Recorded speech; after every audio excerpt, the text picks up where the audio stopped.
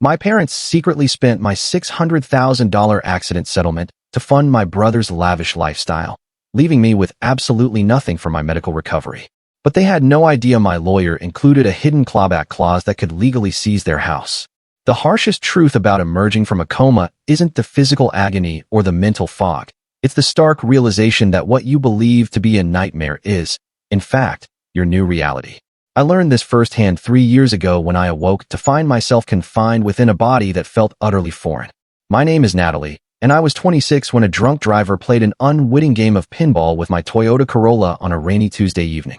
I recall fragments, the shriek of tires, the metallic clang of impact, and a bizarre, weightless sensation as my car tumbled down the embankment. Then, nothing. "Welcome back, sweetheart." Mom's voice was the first sound I registered. She was perched beside my hospital bed, impeccably groomed as always, not a single hair out of place. "We've been so worried." I attempted to speak, but my throat felt like sandpaper. Dad appeared on my other side, pressing a cup of water to my lips. "Easy does it, kiddo. You've been unconscious for almost 2 weeks." The subsequent days blurred into a haze of doctors, diagnostic tests, and devastating pronouncements. Multiple spinal fractures, severe nerve damage. The phrases partial paralysis and long-term rehabilitation hung in my room like unwelcome specters. "But the good news," Dr. Harrison offered, attempting an optimistic tone, "is that the driver's insurance is paying out a substantial settlement. $600,000 to cover your ongoing care and rehabilitation." Mom squeezed my hand. "We'll handle everything, sweetie. You just focus on getting better." I should have noticed the faint gleam in her eyes when she said that. My brother, Quentin, visited a week later, accompanied by his girlfriend Kayla and his usual outsized presence. "Look who's finally awake," he boomed, making my head throb. "Man, sis, you really know how to get attention, don't you?" "Quentin," Dad warned, but there was no real authority in his voice. There never was when it came to my brother. "What?" "I'm just saying, it's kind of perfect timing. My new business venture is just taking off and—" "Not now," Mom interjected, but they exchanged a look I couldn't quite decipher. My friend Lena, a lawyer I'd known since college, visited regularly. She helped me comprehend the settlement details, explaining everything in her calm, methodical manner. "You need to be careful with this money, Nat," she advised one afternoon when we were alone. "It needs to last. Mom and Dad are handling it," I informed her. "They've set up some kind of trust." Lena's expression tightened. "Let me add something to the paperwork, just in case." "In case of what?" She didn't answer directly, just squeezed my hand. "Trust me on this one." I didn't grasp her concern then. I was too preoccupied with the fundamentals, learning to sit up without passing out, battling through the nerve pain that felt like lightning coursing through my legs, trying to accept that my pre-med dreams were likely over. My physical therapist, Lucia, became my anchor. She pushed me hard, but knew precisely when to ease up. "Your body is healing," she'd say, "but your spirit needs to heal too." One evening, about a month after I awoke, Dad came to visit, wearing his work coat despite the warm weather. As he awkwardly hugged me around the monitors, something dropped from his pocket. A bank letter. I managed to snatch it when he wasn't looking.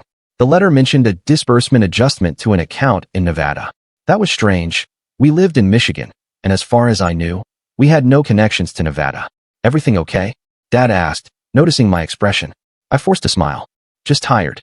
"Hey, when can we start looking at those specialized therapy programs Dr. Harrison mentioned?" "Oh well." Dad suddenly became very interested in his phone. "Your mother's handling all that. We need to be strategic with the funds, you know, make sure everything's properly invested." That night, I lay awake in my hospital bed, the letter's words burning in my mind. Something felt wrong, but I couldn't quite piece it together yet. I thought about Lena's cryptic warning, about Mom's endless deflections regarding the settlement money, about Quentin's new business venture. My phone buzzed with a text from my brother. "Great news. Just signed the lease on my new office space. Mom says you'll be so proud when you see what we've done with the investment." Investment? The word hit me like a second car crash. I stared at the ceiling, my hands clenching the scratchy hospital blanket. They wouldn't, I thought. They couldn't. But deep down, I already knew they had. Coming home felt like entering a funhouse mirror version of my old life. Everything looked almost right, but not quite. Mom had installed a basic metal ramp over the front steps, the cheapest model available according to the sticker still affixed to its underside. My bedroom had been moved to the first floor, into what used to be Dad's office. "We did our best with the modifications," Mom said, wheeling me inside. "The contractor wanted a fortune for those fancy grab bars and wider doorways, but we found some reasonable alternatives.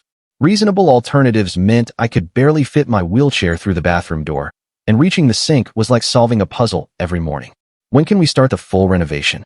I asked during dinner that first night. Dr. Harrison said proper accessibility is crucial for— "Oh, honey," Mom interrupted, exchanging glances with Dad. "We need to be practical about expenses. There's not enough left for all that premium stuff." Not enough left? The words hit me like ice water. "But the settlement is being carefully managed," Dad said quickly, "for everyone's benefit." The next week, Quentin hosted a grand opening party for his new business venture, some kind of tech startup involving cryptocurrency and social media influencers. I couldn't follow his explanation, but I could certainly follow the money trail. The party was held at his new downtown office space, all gleaming glass and modern furniture. A champagne tower sparkled in a corner, and waiters circulated with expensive hors d'oeuvres. Pretty impressive, right? Kayla sidled up to my wheelchair, champagne flute in hand. "Quentin says the family support made all this possible. Isn't it amazing how everyone's coming together?" I forced a smile that felt like broken glass. "Yeah, amazing." During my next physical therapy session, I couldn't focus. Lucia noticed immediately. "Your mind's somewhere else today," she said, helping me with my exercises. "Want to talk about it?" The whole story spilled out. The settlement, the mysterious bank transfers, Quentin's sudden prosperity. Lucia's hand still on my leg. "Natalie, you know you still have rights, right? That money was meant for your care." "I know," I whispered. "But what can I do? They're my family." "Family doesn't mean they own you," she hesitated. "And maybe you have more power than you think." That night, I called Lena for the first time since leaving the hospital. "I was wondering when you'd contact me," she said. "How much have they taken?" "I don't know exactly, but Quentin's new office alone must have cost." "Send me everything you can find," she interrupted. "Bank statements, transfer records, anything. And Natalie, remember that clause we added? It's still there, waiting." Before I could ask what she meant, Mom burst into my room without knocking. "Quentin's got a surprise for everyone," she announced. "Come to the driveway." There, gleaming under the streetlights, sat a brand new Porsche. Quentin was leaning against it, grinning like a game show host. "Pretty sweet, right?" he called out. "The business is really taking off. This is just the beginning." I watched as Mom and Dad fawned over the car, their faces glowing with pride. Kayla snapped photos for social media. No one seemed to notice or care that I had to park my wheelchair at an awkward angle just to see past them. Later, as everyone headed inside for celebratory drinks, I heard Dad and Quentin talking near the garage. "The insurance payment cleared?" Quentin asked. "Yeah, but we need to be more careful," Dad replied. "Let's just hope she never finds out." "Relax. She's not exactly in a position to do anything about it." I sat there in the darkness, my hands gripping my wheelchair's arms until my knuckles turned white. They thought I was helpless, weak, just a burden to be managed. That night, I sent Lena a text. "Tell me about this clause." Her response came immediately. "Come to my office tomorrow. It's time you learned about your insurance policy's fine print." I lay in bed staring at the ceiling I could barely discern through the darkness. The same ceiling my parents couldn't afford to install proper grab bars under. Somehow, the house creaked and settled around me, and somewhere upstairs, I could hear Quentin's muffled laughter. My phone buzzed again, another text from Lena. "By the way, keep every receipt, every bank statement, every email you can find. Document everything. Trust me." For the first time since the accident, I felt something other than pain and helplessness, something sharp, cold, and clarifying. They thought they could steal my future because I couldn't walk. Fine. Let them think that. Let them think I was just their token disabled daughter, grateful for their scraps of attention and care. They had no idea what was coming. I decided to give them one chance to come clean. Perhaps there was an explanation. Maybe I was wrong. I wheeled myself into the living room where Mom was arranging flowers, always maintaining appearances, and Dad was pretending to read the newspaper. "We need to talk about the settlement money," I said quietly. The newspaper crinkled as Dad's hands tightened. Mom didn't turn around. "What about it, sweetie?" Her voice was honey-sweet, warning bells wrapped in sugar. "Where is it?" Mom finally turned, her smile perfect and practiced. "It's being invested, dear. For the future of the family." "My future," I corrected. "It was meant for my care. And you're being cared for, aren't you?" She gestured around the room. "You have a roof over your head, food on the table, and a bathroom I can barely use. No proper therapy equipment, no. Those things are expensive," Dad cut in. "We had to make practical decisions. Like buying Quentin a Porsche." The room went silent. Mom's smile flickered but held. "Your brother's business ventures will benefit everyone," she said. "The money will grow, and then we can look at those fancy modifications you want." "Don't use that tone with your mother," Dad warned. I pulled out my phone, where I documented everything. The settlement was deposited 4 months ago. Since then, there have been transfers to Nevada, payments to luxury car dealers, and $100,000 to Q-Tech Ventures. Want to explain that? Mom's smile vanished. Have you been snooping through our papers? They're my papers. My money. You ungrateful little. Mom caught herself. After everything we've done for you. Done for me. You stole from me. We did not steal.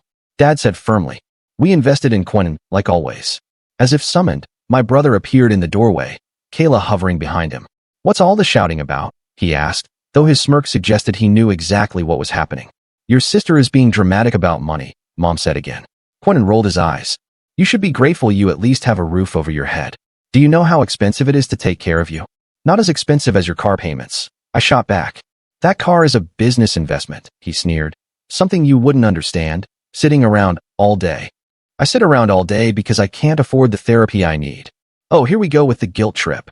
Quentin threw up his hands. You know what? You're lucky we didn't put you in a home. Most families wouldn't deal with this burden. Mom didn't even scold him for saying it. She just stood there arranging her stupid flowers. I pulled out my phone again and started recording. So, just to be clear, you all think it's okay to use my settlement money meant for my medical care, to fund Quentin's business? We're not having this conversation. Dad said. Why not? Afraid of saying it out loud. The money is tied up in promising ventures, Mom insisted. Everything we've done is for this family's future. My future matters too. Your future is secure, Dad said. You have us. I laughed, and it wasn't a happy sound. Yeah, I have you. Taking my money, treating me like a burden, and expecting me to be grateful for it. Later that night, I heard them arguing upstairs. I wheeled closer to the stairs, recording on my phone. She's getting suspicious, Dad was saying. We need to fix this before she finds out everything. Fix what? Mom snapped. We did what we had to do. Quentin needed the capital, and she wasn't using the money anyway. It was supposed to be for her care. She has care. Basic care is enough. Quentin has real potential. He just needs support to succeed. I sent the recording to Lena immediately. Her response came quickly. Perfect. Keep gathering evidence. The trap is almost ready. I glanced at Dad's tablet, left carelessly on the coffee table. He never was good with technology or passwords. 3 tries later, I was in his email. There it was, a transfer receipt from my trust fund to Quentin's personal account, $200,000, labeled as family investment. I forwarded it to Lena, then wheeled myself back to my room. Through the wall, I could hear Quentin and Kayla laughing about something in the kitchen, probably planning their next vacation with my money. Just wait, I whispered to myself. Keep laughing. Keep spending. Keep thinking you've won. Because Lena was right. The trap was almost ready, and none of them saw it coming. You're pushing yourself too hard, Lucia said during our therapy session, but I could tell she was impressed. 3 sets yesterday for today. I need them to think I'm getting weaker, I explained, powering through another rep. The more helpless they think I am, the less they'll suspect. Lucia checked that the door was closed before speaking. Lena called me, asked if I'd testify about your reduced therapy schedule and the impact it's having on your recovery. Will you? She squeezed my shoulder. Every damn word will be true. At home, I played my part perfectly. I dropped things more often, asked for help with basic tasks, acted increasingly dependent. Mom ate it up, cooing over me like I was a child. See, she told Dad one evening. She's doing fine with the basic care. We made the right choice. I recorded that too. Lena's office was my sanctuary. We met weekly, building our case piece by piece. The clause is beautiful in its simplicity, she explained, spreading papers across her desk. If fraudulent use of settlement funds is proven, the court can authorize seizure of any asset used as collateral in the trust agreement. And what asset was that? Her smile was razor sharp. Your parents' house. They signed it over as guarantee when they became trustees. Probably didn't even read the fine print. They never do, I said. They're too used to being in control. Right on cue, my phone buzzed with a text from Mom. Quentin's hosting an investor meeting at the house tonight. Please stay in your room. We need to make a good impression. I showed Lena the message. She started typing on her computer. Perfect timing, she said. Because guess what? Your brother's investors don't know his company is being funded with stolen medical settlement money. One anonymous tip to the SEC, and not yet, I said. We need one more piece. That night, I pretended to sleep through the investor meeting, but my phone was recording everything through the thin walls. The initial capital came from family support, Quentin was saying. We believe in investing in our own substantial investment. Someone commented, family must really believe in you. Oh, they do, Quentin laughed. Let's just say we had a windfall, and we knew exactly how to put it to good use. The next morning, Mom and Dad were huddled in the kitchen, talking in low voices. We need another $100,000, Dad was saying. The first-round investors want to see more skin in the game. We can take out a second mortgage, Mom suggested. The house has plenty of equity. I wheeled myself to Lucia's office instead of our usual therapy room. They're going to take out another loan, I told her, using the house as collateral. The same house that's already collateral for your trust, she said, understanding immediately. Does Lena know? Texted her on the way here. She says, it's perfect. The more debt they pile on, the harder they'll fall. I worked extra hard in therapy that day, but made sure to wince and struggle when Mom picked me up. Maybe we should scale back the sessions, she suggested, watching me fake grimace as I transferred to the car. They're clearly too much for you. Whatever you think is best, Mom. At home, I found Dad's tablet again. This time there was an email thread about the new loan application. He'd even attached a photo of his driver's license for verification. I forwarded everything to Lena. Her response was immediate. Got it. All the pieces are in place. Ready when you are. I looked around the house. The house they'd signed away without reading the fine print. The house they were about to borrow against, not knowing it was already forfeit. My phone buzzed again. Mom. Quentin's investors loved the presentation. They're going to fund his next phase. All our sacrifices are finally paying off. I wheeled myself to the window, watching Mom and Dad help Quentin load presentation materials into his Porsche. They were laughing, celebrating another win for their golden boy. Hey sis, Quentin called out, seeing me at the window. Thanks for staying quiet last night. Wouldn't want your wheelchair ramps ruining the aesthetic. Right?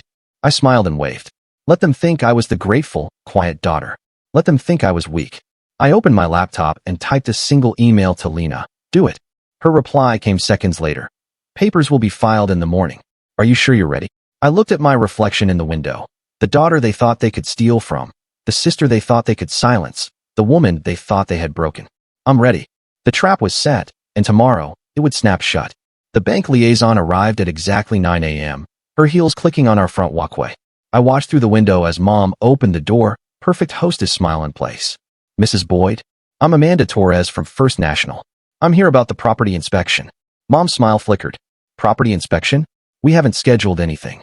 It's a standard procedure before asset seizure, Amanda explained, consulting her tablet. As per the court filing this morning. Court filing. Dad's voice went up an octave. What court filing? The one you triggered when you stole my settlement money, I said quietly. Remember that paperwork you signed without reading? The house was collateral. Mom's perfect mask cracked. You can't do this. We're your parents. Parents don't steal from their disabled daughter. We did not steal. Mom shrieked. We invested in Quentin's failed businesses. In his Porsche. In everything except my care. Amanda cleared her throat. I need to begin the inspection. Please don't remove any fixtures or make any alterations to the property. As if on cue, Quentin burst through the front door. What's this about a court filing? My investors are freaking out. Your sister, Mom spat, is trying to take our house. Not trying, I corrected. Taking. Legally. Just like you took my future. Quentin advanced on my wheelchair. You ungrateful little, wouldn't, a new voice said. My cousin Darnell stood in the doorway, his massive frame blocking the light. Step away from her. This is family business. Quentin snapped. Darnell's smile was cold. Exactly why I'm here. Family. Mom turned to me, switching tactics. Her voice went soft, pleading. Sweetheart, be reasonable. Think about what this will do to our reputation. To the family name. Should have thought about that before you emptied my trust fund. We can fix this. Dad said desperately. We'll take out a loan. Replace the money with what collateral? I asked. The house you already signed away? Or maybe Quentin's Porsche? Amanda continued her inspection, taking photos and measurements, seemingly oblivious to the family drama unfolding around her. This will kill your mother. Dad tried again. Like making me skip therapy sessions didn't kill me. Like watching Quentin blow my care money on crypto didn't kill me. You're being dramatic, Quentin scoffed. I pulled out my phone. Really? Let's hear what you all have to say about it. I pressed play. Mom's voice filled the room. She wasn't using the money anyway. Then Dad's. We need to fix this before she finds out everything. And finally, Quentin's drunken boasts to his investors. Let's just say we had a windfall, and we knew exactly how to put it to good use. The room fell silent except for Amanda's clicking camera and tapping keyboard. You recorded us? Mom whispered. I learned from the best, Mom. Always keep evidence, right? Isn't that what you taught me? The inspection is complete, Amanda announced. You'll receive formal documentation within 3 business days. Please remember, no alterations to the property. As she left, Darnell moved to stand behind my wheelchair, a silent guardian. You have 30 days, I said quietly. The court will give you 30 days to vacate. You can't be serious. Quentin laughed, but there was fear in his eyes. Where are we supposed to go? Maybe sell the Porsche? I hear those crypto investments aren't doing so well anyway. Mom collapsed onto the stairs, her perfect posture finally breaking. Please, Natalie, be reasonable. We can talk about this. Like you talked to me about spending my settlement? Like you talked to me about cutting my therapy? Like you talked to me about anything? Dad just stood there, looking old and deflated. We thought we were doing the right thing. No, I said, wheeling myself towards my room. You thought I was too weak to fight back. That's a very different thing. This isn't over. Quentin called after me. I stopped and turned. Actually, it is. Check your investor emails. Turns out the SEC is very interested in medical settlement money being used for unauthorized business ventures. As I closed my door, I heard Mom start to cry. Not her usual manipulative tears, but real, broken sobs. I didn't feel guilty. I felt free. The court order arrived on a Tuesday morning. Mom refused to open it, so Dad did, his hands shaking as he broke the seal. 30 days, he confirmed, his voice hollow. They're giving us 30 days to vacate. Quentin stormed in, waving his phone. My accounts are frozen. All of them. What did you do? I raised an eyebrow. I didn't do anything. But it turns out using fraudulently obtained medical settlement money for business ventures is illegal. Who knew? You've ruined everything, he shouted. My investors are pulling out. Kayla's talking about taking a break. The SEC is what? I interrupted. Investigating where your startup capital came from. Funny how that works. Mom appeared in the doorway, looking like she'd aged 10 years overnight. I just got off the phone with the country club. They've suspended our membership pending the legal situation. Not the country club. I gasped mockingly. However will we survive? You're killing your mother's spirit, she whispered. No, Mom. You killed mine first. Multiple times. Every time you chose Quentin over my health. A loud banging from upstairs made us all jump. Darnell, who'd appointed himself my unofficial bodyguard, appeared at the top of the stairs. Your brother's girlfriend is clearing out her stuff, he reported, and taking some family jewelry with her. What? Mom ran upstairs, her social disgrace temporarily forgotten. Quentin's face went pale. She wouldn't, though. But she did, Darnell smiled. I watched her pack up your grandmother's pearls and that vintage Rolex. Said something about compensation for wasted time. Those weren't hers to take. Mom's voice shrieked from above. Like my settlement, it wasn't yours to take. I called back. Dad sank into a chair, looking defeated. Natalie, please. We can work something out. The house has been in the family for generations. Should have thought about that before you signed it away.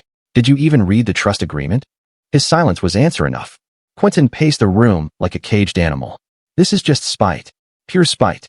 No, I corrected him. This is consequences. Remember when you said I should be grateful you didn't put me in a home? That I was lucky to have a roof over my head. Well, now it's my roof. The doorbell rang. Darnell answered it to find Lena standing there with a contractor. Hope you don't mind, she said brightly, walking in. We're just here to measure for the renovations. Full accessibility upgrade, proper wheelchair ramps, modified bathroom fixtures. You can't do this, Mom said, coming back downstairs. We haven't even moved out yet. Just planning ahead, Lena replied. 30 days goes by quickly. The contractor moved through the house, taking measurements and making notes. He passed Quentin's room just as Kayla emerged, dragging a heavy suitcase. Keep the Rolex, she spat at him. Sell it. You'll need the money more than me. Mom followed her, pleading. Kayla, dear, those are family heirlooms. Family. Kayla laughed bitterly. You mean the family that stole from their own daughter? The family that's about to be homeless? No thanks, I'm out. She stormed past us all, the front door slamming behind her. Dad finally spoke up, his voice broken. I'm sorry, Natalie. I should have stopped this. Should have protected you. But you didn't, I said quietly. You never did. What do you want? Mom asked. Money? We'll find a way to pay you back. I want what was already mine, my settlement, my independence, my future. And our future? Quentin demanded. Where are we supposed to go? Maybe try one of those budget apartments you said would be good enough for me. The ones you suggested when you wanted to sell this house for your business. The contractor finished his measurements and approached me. We can start work in about 5 weeks. Full accessibility throughout. Therapy room in a converted bedroom. Everything up to medical code. Perfect, I said. That's exactly what the settlement was meant for in the first place. Mom started crying again, but I'd grown immune to her tears. They were just water now, not guilt. Lena touched my shoulder. Need anything else today? I looked around at my family. Mom's mascara-streaked face, Dad's defeated slump, Quentin's impotent rage. The people who thought they could steal my future because I couldn't walk. No, I said. I think everything's exactly where it should be. The contractor's pencil scratched against his notepad, measuring out my new future in inches and feet. Every mark was a victory. Every number, a step toward independence. They had taken everything from me. Now I was taking it back. Moving day arrived with a gray sky and scattered rain. I watched from the front window as Dad loaded boxes into their rented U-Haul. Mom hadn't emerged from the house yet, still making a show of her devastation. Need help with that? Darnell called out to Dad, who was struggling with a heavy box. We don't need your charity. Mom snapped, finally appearing with her designer handbag clutched like a shield. Wasn't offering any, Darnell replied smoothly. Just thought you might want to avoid dropping your precious china.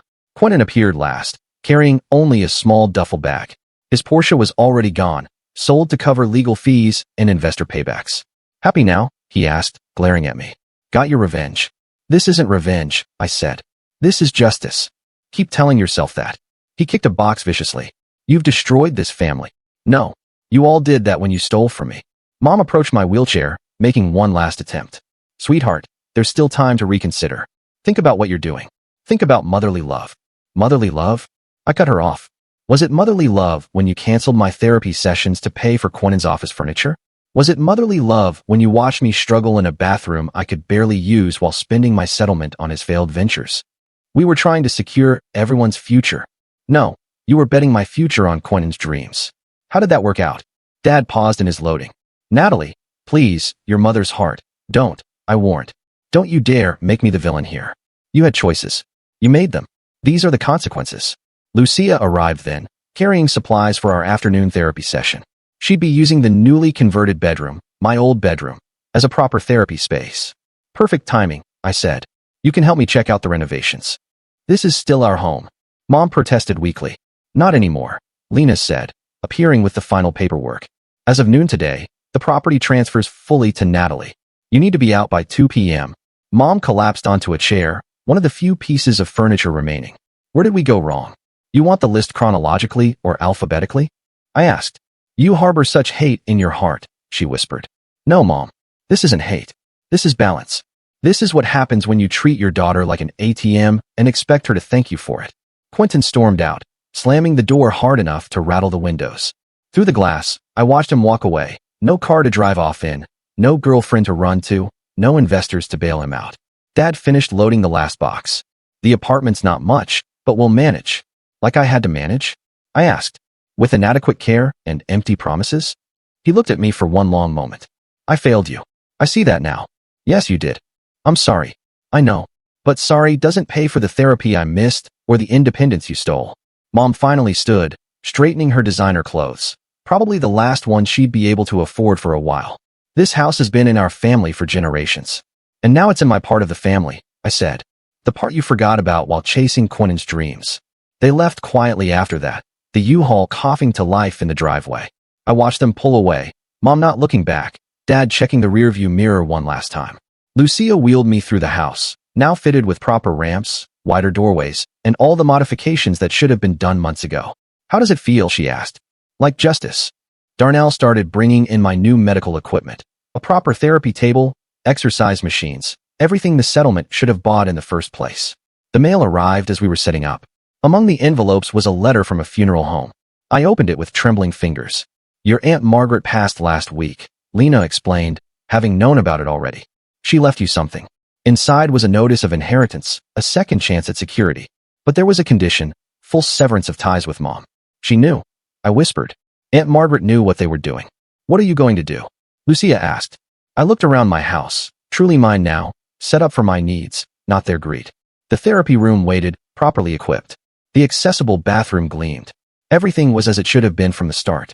I lit a candle in the window, watching the flame flicker. The inheritance letter waited for my answer, but I wasn't ready to give it. Not yet. Some choices, I'd learned, deserve time to breathe. The autumn wind rustled through my newly installed automatic doors as I wheeled into my home office. My laptop displayed a fresh email from Lena, another update about Quentin's legal troubles. The SEC investigation had expanded, and his investors were filing their own lawsuits. My phone buzzed, a text from Mom. Your brother might have to declare bankruptcy. Please, we need help. I set the phone down without replying. The last 3 messages had been similar. Pleas for money, attempts at guilt, desperate bargaining. The doorbell rang. Darnell answered it, then called out, "It's Lucia and someone else." I wheeled into the living room to find Lucia standing with a young woman in a wheelchair. "This is Sarah," Lucia said. "Remember how we talked about using part of the house as a therapy center for others?" Sarah smiled nervously. "I heard what you did. Standing up to your family like that. It gave me courage to fight my own insurance battle." Before I could respond, another text came through, this time from Dad. "Saw your interview in the Disability Rights newsletter. Proud of you. I know that doesn't make up for anything." It was right, it didn't. "Come on," I told Sarah, leading her to the therapy room. "Let me show you what proper accessibility looks like." As Lucia started their session, I wheeled to my office to finish some work. I'd found a remote position in patient advocacy, helping others navigate the medical system I'd learned to fight. The mail arrived, another letter from the funeral home about Aunt Margaret's inheritance. The deadline for accepting the conditions was approaching. A knock at the door interrupted my thoughts. Through the security camera, I saw Kayla standing there, shifting nervously. "What do you want?" I asked through the intercom. "To apologize," she said, "and to return something." I let her in. She placed Grandma's pearls on my desk. "I was angry," she explained, "at Quentin, at your parents, at everyone. But taking these was wrong. Why return them now? Because I saw your interview too, about fighting for what's rightfully yours. Made me realize I was just being spiteful. Unlike them, you chose to make it right." She nodded. "Quentin's working at an insurance company now, entry level. Your mom's selling her designer clothes online. Your dad," she hesitated, "he's actually going to therapy. Says he needs to understand why he failed you." I hadn't known that last part. After she left, I called Lena. "I've made a decision about Aunt Margaret's inheritance," I told her, "and I'm accepting it. But I want to use part of it to start a foundation for others like me, people fighting for their right to proper care. Your mother won't like being cut off officially. My mother stopped having a say in my life when she chose Quentin's dreams over my needs." That evening, as Sarah finished her therapy session, she paused by my desk. "Thank you," she said, "not just for sharing your space, but for showing me that fighting back isn't wrong." I thought about Mom's texts, Dad's therapy sessions, Quentin's new humble life, and Kayla's return pearls. Fighting back isn't wrong, I agreed. But neither is moving forward. I picked up my phone and typed a response to Dad. Proud isn't enough, but change might be a start. Then I wheeled myself to the front window, the same window where I'd once watched helplessly as they spent my future. Now, I watched Sarah navigate her wheelchair down my properly graded ramp, heading toward her own future, stronger for having seen mine. Lucia appeared beside me. "Ready for your session?" "Actually," I said, "I think I'm ready for everything."